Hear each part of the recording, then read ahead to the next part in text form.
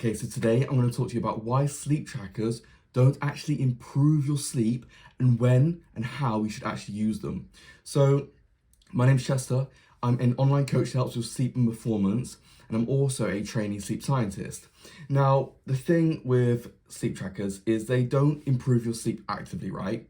They just show you what's already happening. So, by you using a sleep tracker doesn't automatically mean that your sleep is going to improve, and it may actually make it worse. So, when you track a score, you're not fixing sleep. You're just looking at what happens. So when you look at the score and you allow that to determine how you feel, you're actively making yourself feel worse if you get a low score, right? So if you have an Aura Band, a Whoop, an Apple Watch, and you look at the score and it's low, it's saying you've got low readiness or you've had poor sleep quality, and you look at that and you let that determine how you feel, then the sleep tracker is doing a bad job because it's not improving your performance and it's not improving how you feel. It's not giving you more energy. It's not giving you more focus. It's actually taken away from it because your perception is that you've slept badly because this tracker has told you have. So now you're allowing that to determine how you feel. And if you do that and you get a low score, obviously you're going to feel worse. Even if you get good sleep, you can get good sleep, right? You can wake up feeling great and you view a score and then you let that determine how you actually feel. You're like, oh, I don't feel good now. I've got low energy because this sleep tracker told me to. I can't perform as well as I usually do. I can't train as hard in the gym. I can't do as well as work. I'm really gonna need to take it easy today. Not true at all. Don't let a sleep tracker determine how you feel, okay? Now, there's nothing wrong with using them. It's just if you let that solely dictate how you feel, then it's not a good thing to actually use because you're basically inhibiting your performance. You're making yourself less reliable on a day-to-day basis because you don't know whether your performance and energy and focus is going to be good or bad because it's solely going to be driven by the score that you get on your data tracker. So data doesn't actually improve sleep, actions do, right? So your sleep patterns, the actions you take before bed, what you do in the morning, the things and techniques that you use to help improve your sleep are the things that improve your sleep quality and make you feel more refreshed and more energized in the morning. Not using a sleep tracker, okay? So if you use a sleep tracker, but your actions don't change, your sleep's not going to improve, right? So there's no point actually using a sleep tracker if you're not going to actively improve your habits and the things that you do around sleep, okay? So another thing is they're not 100% accurate. Yes, they are correlated to your physiology. They look at your heart rate, they look at how it varies, they look at your breathing, they look at your oxygen saturations, they look at loads of different things depending on the one that you've got. That doesn't mean that it's accurate.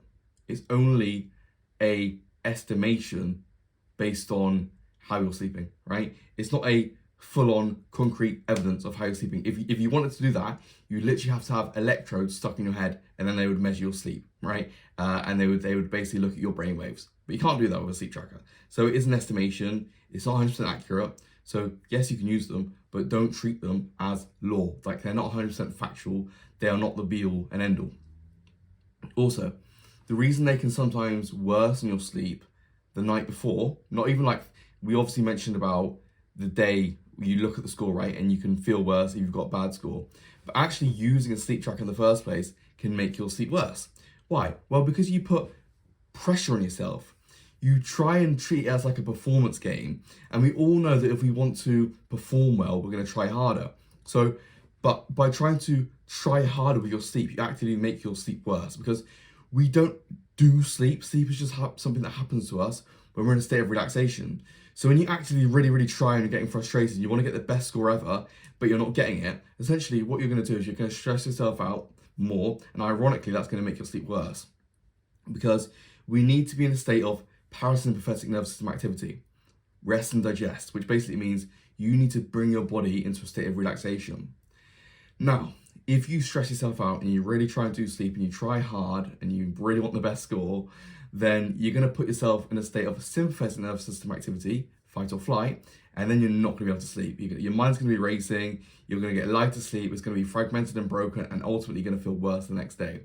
So this is a really slippery slope that you can go down that can be hard to get out of. So you need to make sure that your sleep is in a good spot, ideally, before you actually use a sleep tracker. And you need to reframe your mindset around sleep trackers and what they actually should be used for, right? And how you're actually supposed to feel when using the tracker, right? Because if you felt good, but you got a low score, why does it matter? Because ultimately, if you slept well, right, you feel good the next day, you feel energized, you're able to focus all day long, and your performance is as good as it possibly can be, then why does it matter if you get a low score? It doesn't, because you feel good. Now, if you get a high sleep score and you still don't feel energized or refreshed, then the high score is obsolete. It doesn't matter because you still don't feel good. And the whole point of actually improving our sleep in the first place is to get you in a position where you can actually perform your best reliably, right? Your output is high, your productivity is high, you've got high amounts of energy, so that when you go through your general work day, when you get to the gym, when you train, whether you do endurance, whether you do strength training, whatever you do, right, you want to be performing well in that after work or before work. And you want to be able to give your best and think in a way where you're clear and that you can respond quickly and clearly, and ultimately when you're just kind of showing your capabilities and your skills that you're capable of. So if we want to reflect that, right, and we want to actually kind of have that best level of performance, then we need to feel good. But we don't feel good because of a score. We feel good due to the actions that we take, right? So my point is, right, if you feel good and the score's low, it doesn't matter because you're still going to be able to perform well. If you feel bad but your score's good, then it does not matter, right? Like, the only real way that you should use these sleep trackers is you can look at the habits and the things that you're doing around sleep that you're trying to do to improve it, and you can actually see if it works, right? Because if you, for example, took a certain supplement, well, then you can actually have a look at your sleep score and also track how you feel and see if it improved it. If it did, great, that supplement probably works for you.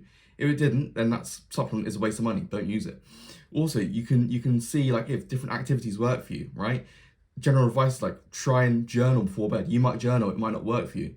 Okay, then don't do it. If it doesn't improve how you feel or it doesn't improve your score, then it's clearly something that doesn't actually work for you, right? But then if you do something like reading a book or doing some breath work or, meditating or doing something else, and that actually works, then you can stick to doing that thing. The point is, right, do one change, make one action to try and improve your sleep. Track that over a week. See if your sleep score improves. If it does, great, keep doing that thing. If not, get rid of it, try something else, right? That's the only real way you should use a sleep tracker, to see if the actions that you're taking are actually leading to better sleep, but also track how you feel alongside that. So simple things to track are how quickly you fall asleep, how many times you woke up in the night, if you notice that you woke up in the night, and how you feel that morning. That is way better to track than any sleep score from any tracker like a Whoop or Apple Watch, right? How you actually feel and how your sleep was, how you perceived it to be, is a much better measure and marker of your sleep quality. Now, you can also look at it as a way to inform your decisions, not control how you feel. So you can use this tracker, right? And you can just be like, okay, when I did this, I know I felt way better myself, so I'm going to continue doing this thing. I know that when I did this other activity, or when you can track it because it obviously tracks your stress, and you can also kind of keep a journal of what you did in the day. I know if I try and do a million different things at once before bed, then I'm not sleeping well. That's a pretty obvious thing, right? But these different activities and actions you take in the day, you can use the sleep tracker to basically see what actually really negatively impacted your sleep and how you feel, and then what positively impacted it. Try and get less of the bad stuff and more of the good stuff, and then your sleep's going to be better, and obviously your performance next day is going to be way better as well. So to end this video, trackers don't improve sleep. Actions do. But you can use the trackers to see the correlation between your actions and your habits and your sleep quality. So with that said, I actually created a check. So I created a performance reliability score. And this performance reliability score, essentially, it's a questionnaire. It just gets you to answer 5 questions about your sleep, about your habits. And it basically just takes around 45 seconds, but it looks to see if there's anything that's actually affecting your performance reliability, anything that could be causing you to be performing inconsistently, to have lower levels of energy on random days, to have dips in your focus for no real reason, this will actually kind of identify that and see if there's anything that's causing that, essentially. So I hope you enjoyed the video, and I'll see you in the next one.